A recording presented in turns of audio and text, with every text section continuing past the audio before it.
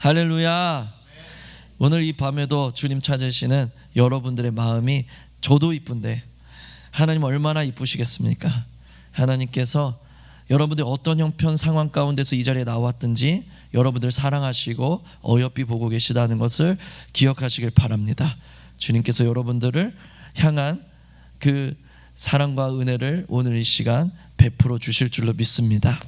오늘은 요한계시록 5장 전체를 통해서 예수님을 바라보라 라는 말씀의 제목 가지고 하나님의 말씀 선포될 때에 각자를 향한 하나님의 음성이 여러분 심령마다 들리게 되는 이 시간 되기를 간절히 축복드립니다. 5장에서 1절을 보니까 내가 보매 보좌에 앉으시니 오른손에 두루마리가 있으니 안팎으로 쏟고 7인으로 봉하였더라 이렇게 말하고 있습니다. 4장에서 이제 내가 앞으로 반드시 될 일들을 보여주리니 이리로 올라오라 하고 요한 사도를 하늘로 끌어올리셔서 뭔가를 보여주기 시작하셨어요. 가장 먼저 보여주신 것은 무엇이었죠? 바로 하늘을 보좌 삼아 앉아 계신 하나님이셨습니다. 하나님을 보여주셨어요. 그 고난 가운데, 그 핍박 가운데, 그 이루 말할 수 없는 고단한 삶 가운데 놓여있는 성도들에게 너는 나를 바라보라 라고 말씀하시는 거죠. 근데 그 보좌에 앉으신 분의 오른손에 두루마리가 하나 있었습니다. 옛날 성경에는 책이라고 써 있어요. 그러니까 두루마리로 된 책을 의미하는 거죠. 이렇게 종이를 말아서, 오늘 찬양 콘티인데 이렇게 종이를 말아서 해놓은 이런 두루마리를 이렇게 여러 권 모아서 만든 것이 책이라는 거죠. 그래서 이런 두루마리들이 하나님의 오른손에 이렇게 있었다는 얘기예요. 이 두루마리는 근데 어떤 글들이 안팎으로 막 빼곡히 써 있는 거예요. 이 글들이 빼곡히 써 있는데 이 글들은 무엇일까요? 앞으로 반드시 될 일들을 너에게 일러주리라. 그러니까 앞으로 반드시 될 일들, 지구의 역사의 마지막에 이제부터 일어나게 될 모든 일들에 대해서 하나님이 말씀하신 것들, 말씀으로 정해놓으신 것들, 태초부터 완전히 내가 이대로 할 것이다 라고 그렇게 정해놓으신 그 말씀들이 거기에 써 있는 거예요. 그런데 안타깝게도 이 두루마리가 봉인돼 있었단 말이죠. 그것도 7인으로 봉인돼 있었습니다. 7은 완전수죠. 7인으로 봉인되었다는 것은 무슨 말을 뜻하는 것이냐면 완전히 봉인되어서 아무도 이걸 열 수가 없다는 것입니다. 누구도 이걸 열 수가 없는 거예요. 완전히 봉인되었기 때문에. 그래서 힘 있는 천사가 큰 음성으로 누가 이 책을 열어볼 것인가, 누가 이 인을 떼기에 합당하냐, 그렇게 크게 외치는데 하늘 위에서나 땅 아래서나 그 누구도 이 인을 뗄 수 있는 사람이 존재하지 않는 것입니다. 그래서 바울이래, 요한이 울었어요. 이 인을 뗄 수 있는 사람이 없어서 울었단 말이에요. 여러분, 이 마음이 이해가 가세요? 요한은 하나님의 말씀이 참이고 그 말씀 그대로 이루어진다는 것을 믿는데 반드시 이루어질 그 하나님의 말씀이 써져 있는 이 책이 열리질 않아서 울고 있는 거예요. 저는 여러분들이 모두 다 이런 마음을 가지게 되시기를 축복합니다. 말씀이 해석이 안 돼서 울어본 경험이 있나요? 말씀이 깨달아지질 않아서 나는 이 말씀을 믿고 이 말씀대로 순종하며 살기를 원하는데 이 말씀이 깨달아지질 않아서 눈물 지졌던 그런 순간이 있으신가요? 요한이 그런 지금 마음인 거예요. 저는 이 마음 알아요. 저는 항상 말씀 가지고 씨름하는 사람이잖아요. 성도들에게 말씀을 먹여야 하는 책임이 있는 사람이기 때문에 하나님의 말씀을 내가 가르치려면 내가 깨달아야 된다고요. 내가 깨닫지 않은 것을 지식으로 전달하면 그걸 나 자신도 너무나 잘 알아요. 나 자신조차도 너무 부끄러워요. 나 자신조차도 너무 속상해요. 그래서 말씀 들고 막 씨름할 때 말씀이 깨달아지지 않으면 너무나 고통스럽다고요. 마음에서 막 통곡이 나온다고요. 주님, 말씀이 깨달아지지 않습니다. 말씀이 깨달아지지 않습니다. 왜 주님 앞에서 말씀이 깨달아지지 않을 때 주님 앞에서 울어야 하나요?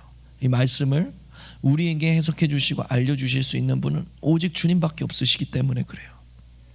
오늘 본문에 보니까 이 말씀을, 이 두루마리에 완전히 봉인된 이 인을 뗄 수 있는 유일한 존재, 전 우주에서 유일하게 이 인을, 이 두루마리를 펼쳐볼 수 있는 유일한 존재가 나오게 됩니다. 어린 양이라고 표현이 됐어요. 6절에 보니까 내가 또 보니 보좌와 내 생물과 장로들 사이에 한 어린 양이 서 있는데, 그래요. 어린 양이 서 있었던 거예요. 이 어린 양은 누구입니까? 예수 그리스도이십니다. 이 예수 그리스도가 일찍이 죽임을 당한 것 같더라 그래요. 예수 그리스도가 보니까 요한이 알겠어요. 왜요? 이 어린 양이 십자가를 진 그 흔적이 고스란히 남아있는 거예요.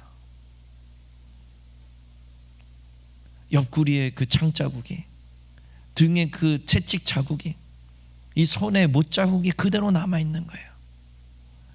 그래서 여러분, 예수님이 부활하셨을 때, 예수님이 부활체를 입고 다시 부활하셨음에도 불구하고 그 예수님의 몸에는 그가 십자가를 지셨을 때 있었던 모든 그런 상흔들이 그대로 남아 있었다고요.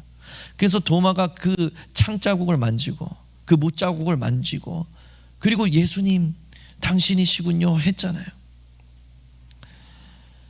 우리 또 그 나라 가면요, 예수님이 우리를 맞아 주실 텐데, 예수님이 우리를 맞이하러 오시면 우리가 알 거라고요. 왜? 그분의 몸에는 그 십자가, 그 고난의 흔적이 고스란히 남아있기 때문에 그래요. 그래서 여러분, 찬송가 240장에 보면요, 크로스비라는 그 사람이 지은 찬양이 나오는데, 주가 맡긴 모든 역사라는 제목의 찬양이에요. 이 찬양 제가 읽어드릴게요. 주가 맡긴 모든 역사 힘을 다해 마치고 밝고 밝은 그 아침을 맞을 때 요단강을 건너가서 주의 손을 붙잡고 기쁨으로 주의 얼굴 배우리. 요단강을 건넌다는 표현 알아요, 여러분? 죽었다는 소리예요. 황천길 이런 거야. 요단강을 건넜다는 거는 내가 죽었다는 소리예요. 죽어서 주의 손을 붙잡고 기쁨으로 주의 얼굴 본다는 소리예요. 그때 나의 주를 내가 그의 곁에 서서 배우며 나의 주를 주의 못자국을, 주를 손의 못자국을 보아 알겠네. 여러분, 이 찬양 가사 그대로예요. 우리가 그분을 만날 때, 그 밝은 천국문 열고 우리가 들어갈 때, 주님이 우리를 맞아주실 때 우리가 주님을 바로 알아볼 수 있다고요. 그 십자가의 흔적이 예수님의 몸에 고스란히 남아있기 때문에 그런 거예요. 예수님께서 우리를 위해 죽으신 그 흔적이 그대로 남아있는 거예요. 그런데 그분은 뭔가 다른 게 있었어요. 요한이 생전에 보았던 예수님의 모습과 좀 다른 점이 있었어요. 무엇이었냐면 7뿔과 7눈이 있대요. 무섭지 않아요? 머리 뿔이 7개가 달렸어. 그리고 눈이 7개예요. 네, 상상하면 진짜 무서운데, 무슨 공포 영화에 나오는 장면 같은데, 근데 이거는 상징이죠. 예수님이 진짜로 뿔 7개 달려있고 눈 7개 달려있고 이렇다는 얘기가 아니라 상징이에요. 뿔이라는 것은 능력을 상징합니다. 눈이라는 것은 지식을 의미해요. 그러니까 7뿔 7눈은 뭐예요? 7은 완전수니까 완전한 능력, 완전한 지식이 예수님께 있더라는 거예요. 이거를 우리는 너무나 익숙한 언어가 있죠. 이걸 뭐라고 불러요? 전지전능. 전지전능하시다. 예수님이 전지전능한 모습으로 계신 거예요. 그런데 그 주님의 7 눈이, 그 완전한 지식이 어디로부터 오냐면 7 영으로부터 온대요. 7 영은 무엇이죠? 성령이에요. 근데 이 성령이 어떤 성령이냐? 온 땅에 보내심을 받은 성령이에요. 그러니까 예수님의 지식이 되어주시는 분이 성령이세요. 성령이 온 땅에 보내심을 받아서 이 세상 모든 것을 다 감찰하여 보시고 모든 것을 예수님께 다 전달하는 거예요. 심지어는 우리 마음속 깊숙한 곳에 있는 것이라 할지라도 성령님이 그것을 다 파악하시고 그것을 예수님께 다 전달하시는 거예요. 예수님은 모르는 게 없으신 분이에요. 예수님 앞에서는 감출 수 있는 게 전혀 없죠. 성령께서 온 땅을 두루 감찰하시면서 예수님의 지식이 되어주고 계십니다.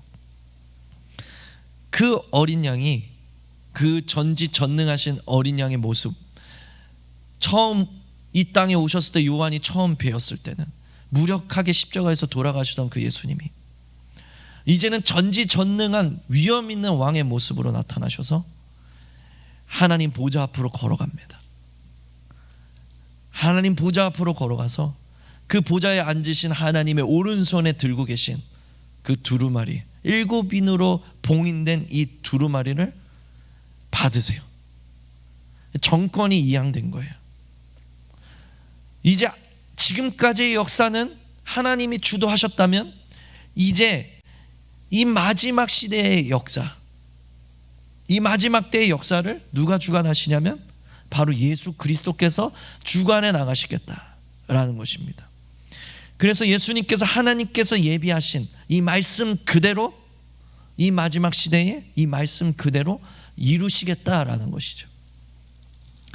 그래서 이 두루마리를 취하실 때 놀라운 변화가 생기기 시작합니다. 이제 찬양과 경배와 기도가 다 예수 그리스도를 향하기 시작해요.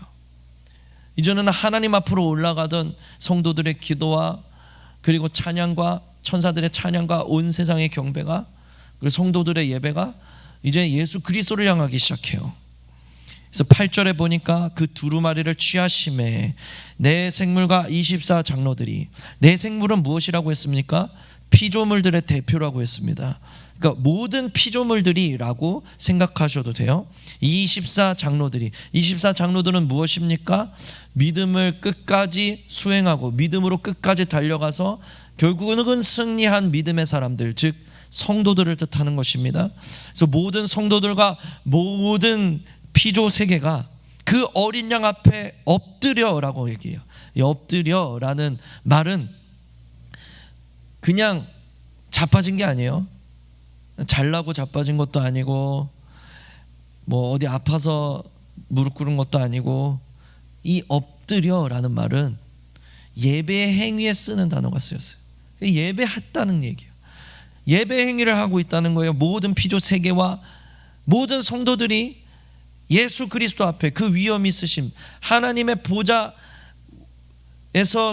오른손에 들고 계신 그 두루마리를 취하신, 이제 앞으로의 역사를 주관해 가실 만왕의 왕 만주의 주이신 예수 그리스도 앞에 예배하기 시작했다는 것입니다. 그 예배에 사용된 것이 검은고입니다. 검은고 하니까 우리가 그 마치 사극에 나오는 이 띵띵띵 하는 이 검은고, 그거를 연상하게 되는데, 이것은 시편 33편 2절에 나오는 수금이에요. 제2에 사용하는, 그러니까 예배에 사용되는 악기였습니다. 그러니까 수금이라는 것은 이렇게 비파 같은 거예요. 비파, 하프 같은 거죠. 그러니까 예배할 때 쓰는 악기예요. 그러니까 악기를 동원해서 주님을 찬양했다는 것입니다. 찬양뿐 아니라 무엇을 드렸습니까? 향이 가득한 금대접을 가졌으니 이 향은 성도들의 기도더라. 그 찬양을 드리고 기도를 올렸다는 것입니다. 그런데 이들이 이런 예배를 드리는데 특별한 것은 그 9절에서 그들이 새 노래를 불렀다고 해요. 그냥 노래가 아니라 새 노래입니다. 여기서 새 노래할 때 새는 그 이제 새 것인데 어떤 새 것이냐면 신약 성경에서 이 새 것을 표현할 때 두 가지가 있어요. 하나는 버전이 새 거인 거예요. 버전이. 그러니까 아이폰 14 쓰다가 업그레이드돼서 15가 나왔어요. 그러면 이제 새 버전이 나왔다 그러잖아요. 그런 의미에서의 새 것이다라는 표현을 쓰는 경우가 있어요. 네오스라는 단어인데 좀 연식이 최근 거다, 최근의 버전이다, 이런 뜻을 가지고 있는 거예요. 근데 여기서 쓰인 단어는 카이넨이라는 단어가 쓰였습니다. 이것은 그냥 질적으로 완전히 새로운 거예요. 질적으로 완전히 다른 노래를 지금 부르고 있는 것입니다. 그래서 이 모든 피조 세계와 모든 성도들이 질적으로 완전히 다른 노래를 우리의 주님 되시는, 우리의 왕 되시는 예수 그리스도께 지금 올려드리고 있다라는 거죠. 여러분, 우리의 노래는 이런 새로운 노래입니까? 우리의 찬양은 이런 새로운 찬양입니까? 우리의 예배는 이런 새로운 예배입니까? 많은 사람들이 그냥 네오스의 예배를 드린다고요. 네오스의 찬양을 드린다고요. 네오스의 기도를 드린다고요.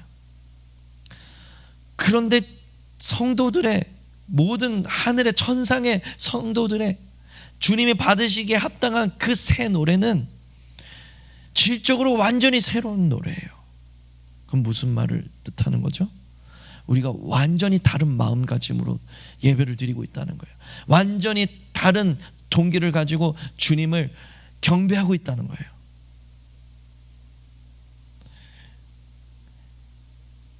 그 새로운 노래, 그 새로운 경배, 그 새로운 예배, 그것이 저와 여러분들의 예배가 되시기를 예수님의 이름으로 축복드립니다. 그저 그런, 오늘 또 그냥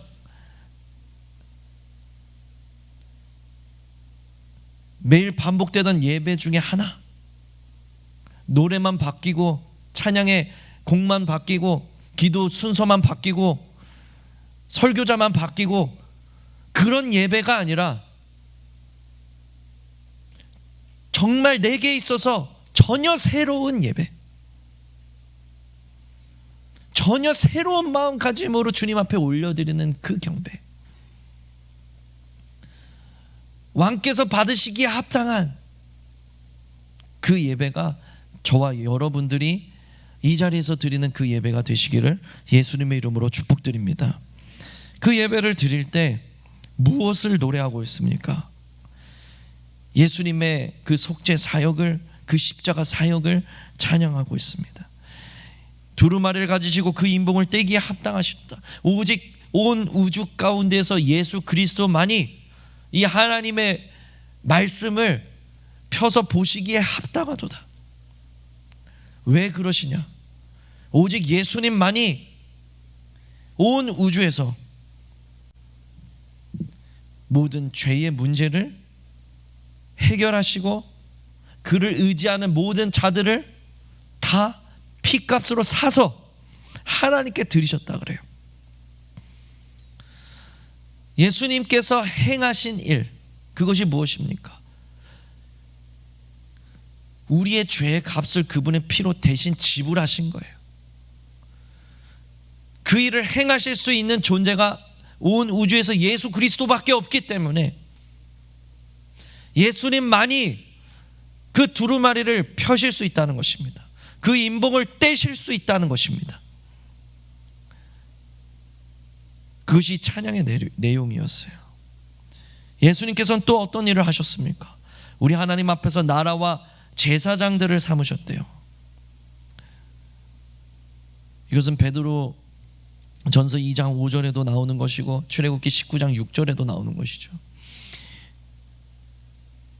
온 세계가 다 내게 속하였으니 너희가 내 말을 듣고 지키면 내가 너희를 나라와 제사장으로 삼겠다. 그게 출애굽기 19장 6절의 말씀이잖아요. 여기서 이제 베드로전서 2장 5절이 나오잖아요. 베드로전서 2장 9절이죠. 죄송합니다. But you are a chosen generation. 너는 내가 택한 나의 족속이고 너는 거룩한 나라고 너는 왕같은 제사장이다.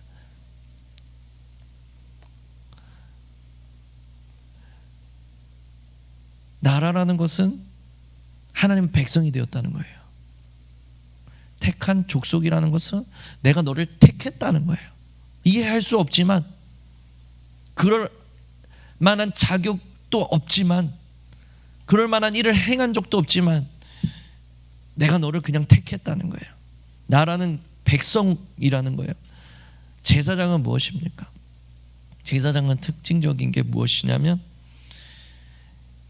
온 백성들의 것들을 다 가지고 하나님 앞에 대신 나가는 거예요.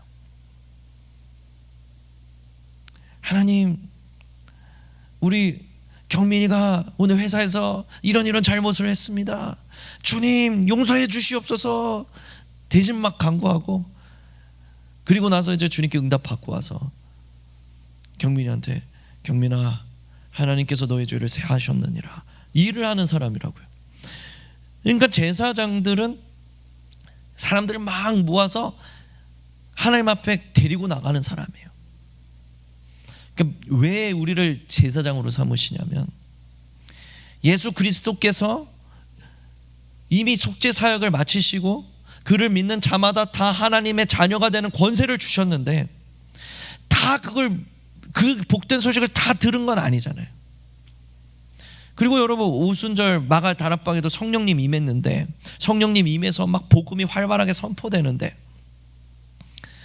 그 성령님의 그 놀라운 역사와 복음의 복된 소식을 이 마가 다락방에 있었던 사람들과 그 자리에서 복음을 받아들였던 3,000명 외에도 많은 사람들이 있는데, 근데 그 사람들 왜 아직 듣지를 못했잖아요.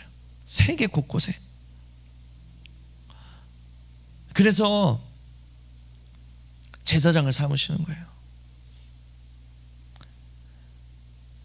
제사장을 삼으셔서 그들을 통해서 그리스도가 밝게 빛나도록. 그래서 이런 표현을 쓰죠. 우리는 그리스도의 표지판이라고요. 그리스도께 가는 길을 보여주는 표지판이라고요.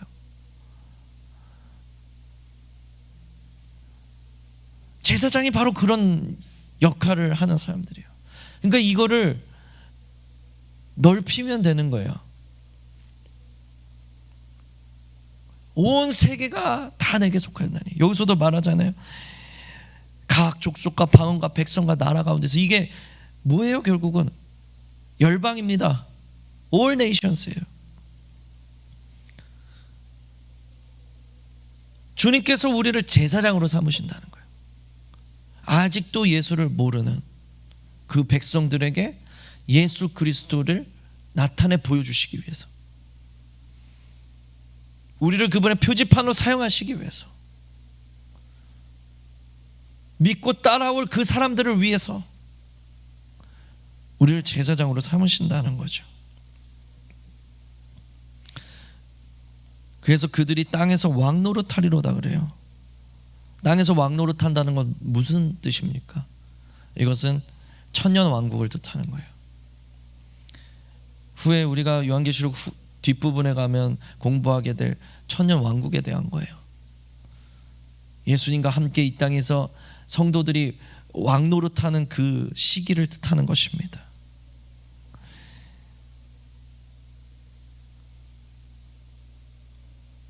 이 땅에 환란이 있을 것입니다.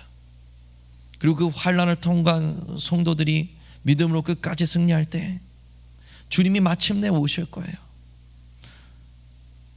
주님이 오시는 그 순간까지 견디지 못했던, 이미 죽어서 믿음을 지킨 성도들은 그때 다시 무덤 속에서 일어나게 될 것이고, 그리고 이 땅에서 그 시간까지 믿음을 지키며 생존해 있던 자들은 다 구름 위로 끌려 올라갈 것입니다. 그리고 그 주님과 함께 이 땅에서 1000년 동안 왕노릇을 한다는 거예요.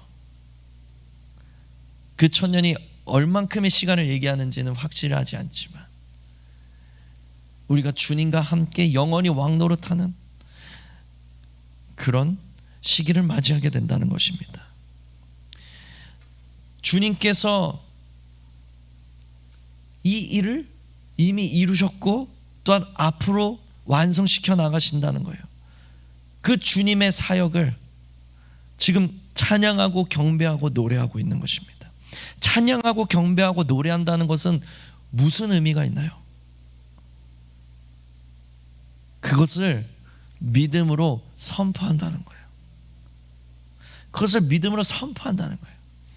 주님께서 나를 대속하셨으며 그 피값으로 나를 하나님의 백성 삼으셨으며 나를 제사장 삼으시고 이 땅에서 믿음 지키게 하시고 마침내 그분과 함께 왕 노릇하게 하실 주님의 사역을 내가 인정하고 내가 믿음으로 선포하는 것, 그게 찬양이에요. 그게 경배라고요. 찬양은 믿음의 고백입니다. 경배는 믿음의 선포인 거예요. 여러분, 찬양을 믿음의 선포로 부를 때 능력이 있습니다. 그래 본 적 있으세요? 막 낙심이 몰려와요. 마귀가 막 나를 둘러싸고 막 내 마음을 위축시켜요. 근데 믿음 붙잡고 믿음으로 선포하는 거예요. 할 수 있다 하면 된다. 말씀 안에서, 믿음 안에서 할 수 있다 해보자. 믿음으로 선포한 거예요. 근데 진짜로요, 낙심이 물러가더라니까요. 염려가 물러가더라니까요. 두려움이 없어지더라니까요. 믿음의 선포로 찬양을 하셔야 돼요. 찬양은 노래가 아닙니다. 새 노래잖아요. 어떻게 새 노래를 부를 것입니까? 전혀 다른 마음가짐으로 부른다고 했어요. 이 전혀 다른 마음가짐은 무엇입니까? 믿음의 선포를 하는 거예요.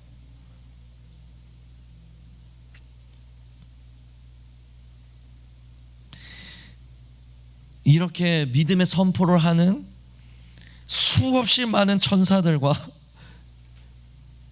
장로들이 있었습니다. 그 수가 만만이요 천천이라. 히브리서 12장 22절에서는 천만 천사라 그래요. 네. 그러니까 문자 그대로 뭐 천만이 아니죠. 셀 수가 없다는 소리예요. 셀 수가 없다는 소리예요. 셀 수 없는 성도들이 여러분 그날에는 하늘에 있을 것입니다. 지금 하와이 중앙장로교회 이렇게 우리 청년부로 모인 이 숫자와 비교할 수 없는, 셀 수 없는 흰옷을 입은 무리가 그곳에 있을 것입니다. 그곳에서 우리는 우리가 그토록 사모하는 주님을 함께 고백하고 선포하고 경배할 것입니다.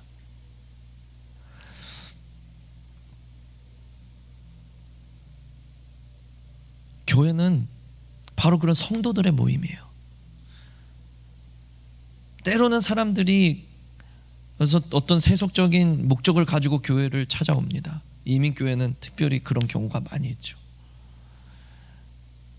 친구 사귀려고, 때로는 자아 실현을 위해서, 때로는 비즈니스를 위해서 수없이 많은 사람들이 교회를 찾습니다. 세상 동호회와 교회가 다른 것은 우리는 예수 공동체이기 때문에 그래요. 우리는 함께 예수를 바라보는 공동체이고, 우리는 함께 예수를 추구하는 공동체이고, 우리는 함께 예수를 사랑하는 공동체인 것입니다. 그 셀 수 없는 무리들이 다시 한번 외치고 있어요. 죽임을 당하신 어린 양은 능력과 부와 지혜와 힘과 존귀와 영광과 찬송을 받으시기에 합당하도다. 그리고 나서 13절에서도 보좌에 앉으신 이와 어린 양에게 찬송과 존귀와 영광과 권능을 세세토록 돌릴지어다, 이렇게 말을 하고 있어요. 이 능력은 완전한 능력입니다. 완전한 부요함입니다. 결핍이라는 건 조금도 없는, 무한히 쏟아내고 또 쏟아 부어도 결코 고갈되지 않는 부요함입니다. 전지한 지혜, 전능한 힘과 능력, 그리고 존귀와 영광과 찬송을 가지고 예수님은 무엇을 하실까요? 하나님의 말씀대로 이 역사의 마지막에 하나님의 말씀이 그대로 이루어지도록 일하신다는 거예요. 분명히 반대하는 역사가 있을 것입니다. 세상은 그것을 용납하지 않을 것입니다. 대적할 것이고 반대할 것입니다. 세상에 속한 자들은 마귀에게 쓰임받는지도 모른 채 그리스도의 역사, 하나님의 말씀이 말씀 그대로 이루어지는 일들을 가로막으려 할 것입니다. 그러나 예수 그리스도께서는 그 전능한 힘과 능력으로, 그 전지한 지혜로, 그리고 그 권세와 능력과 힘과 그 결핍이 없는 무제한적인 부요와 그 찬송과 그 영광으로, 그 존귀로 하나님의 말씀이 그대로 이루어지도록 일하실 것입니다. 저와 여러분들은 이 마지막 시대에 선택해야만 합니다. 우리는 이 세상에 속한 자가 될 것인가, 아니면 끝까지 그 넘치는 지혜와 능력과 존귀와 부요로 하나님의 말씀이 그대로 이루어지도록 일하시는 주님 편에 설 것인가. 저는 저와 여러분들이 주님 편에 서는 자들이 되길 원합니다. 주님이 말씀대로 이 세상의 역사를 이끌어 나가시는 그 여정 가운데 여러분들이 함께 동행하시는 자들이 되시기를 축복드립니다.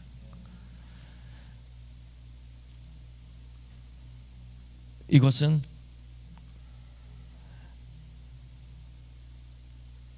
그 나라를 바라보는 자들, 예수님을 바라보는 자들에게 이루어질 일입니다. 우리가 주님을 바라보지 않으면 필연적으로 세상을 바라보며 살아갈 수밖에 없어요. 세상을 바라보는 자는 세상에 속한 자로 살아갈 수밖에 없습니다. 본인은 몰라요. 자각하지 못한다고요. 오직 주님을 바라보는 자들만이 세속의 유혹을 뒤로하고 주님의 말씀을 이루는 일에 함께 동참할 수 있는 것입니다. 주님께서는 분명히 말씀하셨습니다. 내가 내 영을 말세에 내 남종과 여종에게 부어주겠나라. 마지막 때에 일어날 악의 부흥과 하나님의 부흥, 둘 중에 우리는 어디에 속하게 될 것인지를 결정해야만 합니다. 사랑하는 여러분, 어떤 상황과 형편과 여건 속에서도 또 넘어지고 무너진다 할지라도 예수님을 다시 바라볼 수 있게 되시기를 바랍니다. 온전하게 하시는 이요, 우리를 온전케 하시는 예수 그리스도를 바라볼 수 있게 되기를 원합니다. 믿음의 주, 우리를 온전케 하시는 이 예수 그리스도, 그분을 바라봄으로 마지막 때에 하나님의 말씀대로 반드시 이루어 나가실 예수 그리스도의 일에 동참하는 저와 여러분들이 되시기를 예수님의 이름으로 축복드립니다. 예수 우리 왕이와 함께 예수님 바라보며 찬양하시고 함께 기도로 나아가시길 바랍니다.